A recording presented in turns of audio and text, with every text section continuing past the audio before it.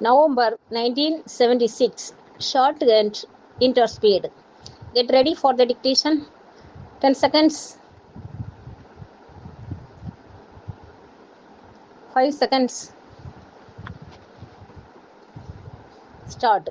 Mr. Deputy Speaker, sir, I have no doubt that you will all agree with the when I say that the framing of the budget in the present context could not have been a light task for the ministry. The ministry have to grapple with several difficult post-war problems. The three shortages that have emerged out of the war are the shortage of food, shortage of cloth, and shortage of housing. There are other problems also which require urgent and serious consideration.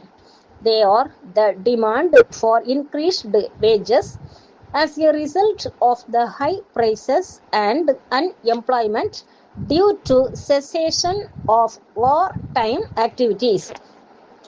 New and additional sources of revenue have to be found to meet the pressing needs of the present and for the large scale demands of the future in regard to post war schemes of development. I think, sir, these are the essential tasks which face the ministry at this juncture.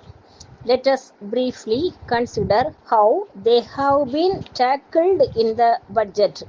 Regarding shortage of food and cloth, the ministry have taken several measures and the success of these measures are being watched with anxious interest all over the state. It is our duty to give our hearty cooperation to the ministry in the efforts they are making to tackle these two difficult questions. The next matter that needs urgent attention is the demand for increased wages, which is coming from all quarters. Strikes have become the order of the day. This demand is the natural outcome of the high prices and increased cost of living that we are having at present.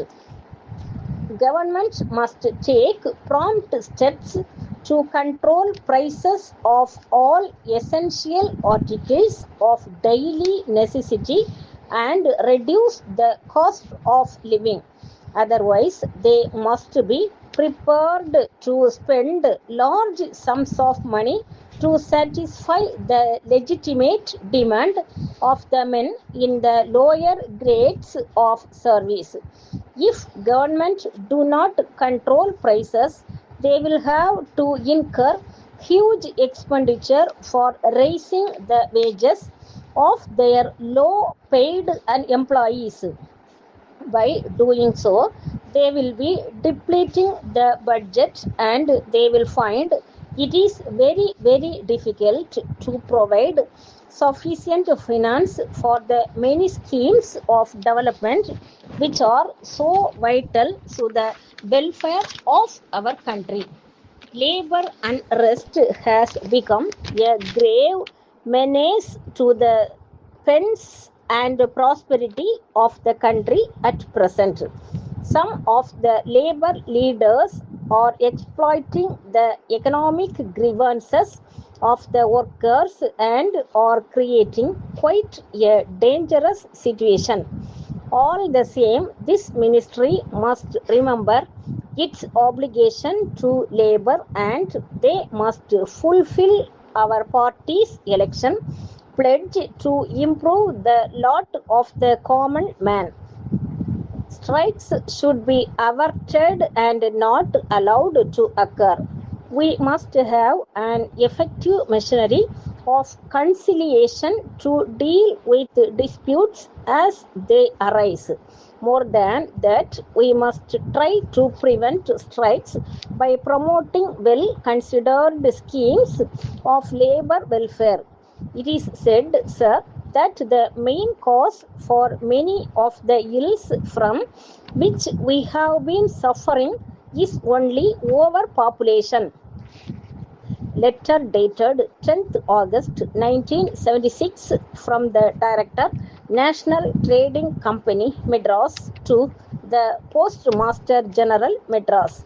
Dear Sir, I welcome the recommendation of the Postal Advisory Committee to introduce Sunday delivery of articles.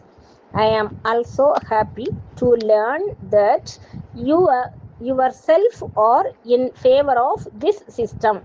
But I understand that there is hesitation on your part simply because this is not done in other countries.